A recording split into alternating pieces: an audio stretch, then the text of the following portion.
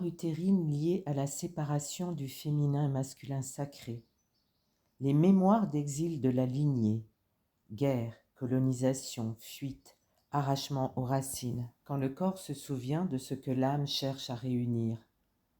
Dans le ventre des femmes se transmettent des histoires que l'on n'a jamais racontées, des histoires de guerre, d'exode, de colonisation, de fuite, des mères arrachées à leur terre, des grands-mères qui ont marché loin, le cœur serré, pour survivre, des lignées entières déplacées, déracinées, oubliées.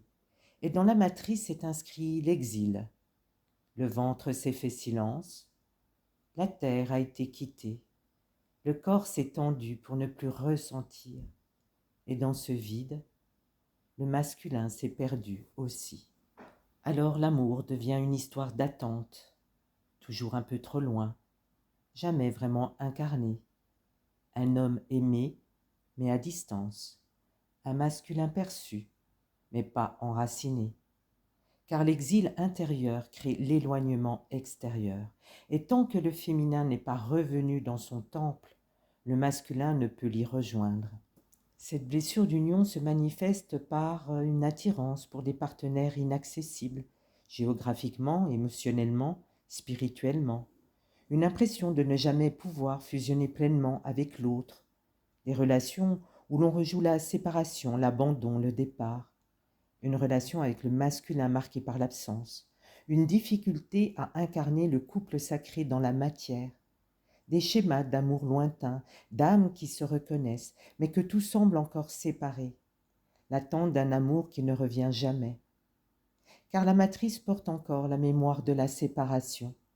Et puis une difficulté à s'ancrer ici, sur Terre, un sentiment de ne jamais être totalement chez soi, où que l'on soit, un besoin constant de bouger, de déménager, de repartir, une peur inconsciente de s'installer ou de s'engager durablement dans un lieu, une relation, un projet, une difficulté à créer de la stabilité matérielle, le travail, la maison, les finances.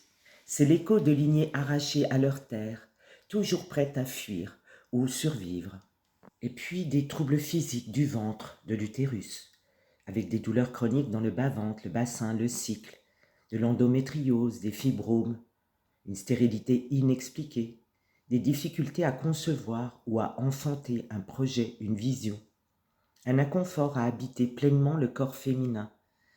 Le corps garde la mémoire du déracinement, du choc, de l'oubli. Les blessures de séparation liées à l'exil des ancêtres laissent des empreintes profondes dans notre inconscient et se manifestent très concrètement dans la matière, dans nos corps, nos émotions, nos relations, notre capacité à nous ancrer et à aimer. Mais ton utérus est un portail, un pont entre les mondes, un lieu où la terre et le ciel peuvent se rejoindre à nouveau. Lorsque tu descends dans ton bassin et que tu laisses remonter les larmes de l'exil, tu ouvres un passage pour que le masculin revienne, à l'intérieur de toi d'abord, puis dans ta vie. L'union commence dans le temple, quand la femme intérieure s'autorise à rester, quand elle appelle le masculin avec souveraineté et amour, quand elle n'attend plus d'être rejointe, mais prépare son sanctuaire pour l'accueillir. Et alors, l'amour n'a plus besoin d'être lointain, il peut devenir présence, ancrage, incarnation. Le soin du ventre avec la rose sacrée est un acte de guérison profond. Il vient réunir les terres blessées de ton histoire, les terres des ancêtres et celles de ton avenir. Non plus en faire une terre d'exil, mais une terre universelle, un lieu d'unité intérieure sur lequel ton âme peut s'incarner pleinement. C'est là que commence le véritable retour à soi. Et l'union sacrée peut enfin avoir lieu.